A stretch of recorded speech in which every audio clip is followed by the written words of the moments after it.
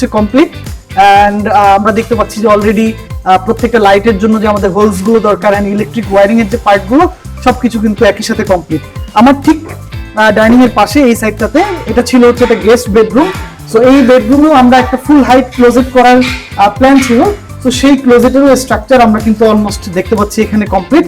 নিচেও কিন্তু প্রচুর ড্রয়ার এন্ড আদার্স বিষয়গুলো এখানে অলরেডি চলে আসছে। এই জায়গাটাতে যদি আমরা একটু একটা ক্লোজেটকে দেখাই, এই অংশটাকে আমরা রেখেছি হচ্ছে হ্যাঙ্গিং এর পার্টের জন্য, এবং নিচে আমরা কিছু ড্রয়ার্স এর ব্যবস্থা রেখেছি, যে জায়গাটাতে আমাদের বিভিন্ন ছোটখাটো জিনিসপত্র, কিছু কাগজপত্র ইত্যাদি এই জিনিসগুলো যাতে এখানে স্টোরেজ করা যায়।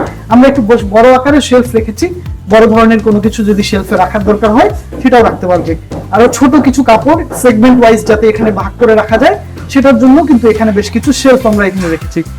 আর উপরের যে অংশটা আছে, এই উপরের অংশগুলোতে কিন্তু আমরা বড় লাগেজ বা আমরা অনেক সময় হচ্ছে দেশের বাইরে যাই বা বিভিন্ন জায়গায় যাই, তো আমাদের বিভিন্ন সাইজের লাগেজ থেকে থাকে। তো এই উপরের সেগমেন্ট গুলোতে কিন্তু আমরা সেই লাগেজ গুলোকে স্টোর করতে পারছি। পাশাপাশি এখানেও কিন্তু কোনো ফুল সিলিং না, জাস্ট সারাউন্ডেড সিলিং দিয়ে খুব চমৎকার একটা অ্যাম্বিয়েন্স যাতে ক্রিয়েট হয় লাইটিং এবং অন্যান্য বিষয়গুলোকে মাথায় রেখে, সেভাবেই কিন্তু এই জায়গাটাতে আসলে সিলিংটাকে এবং পুরো রুমটাকে আসলে গোছানো হয়েছে।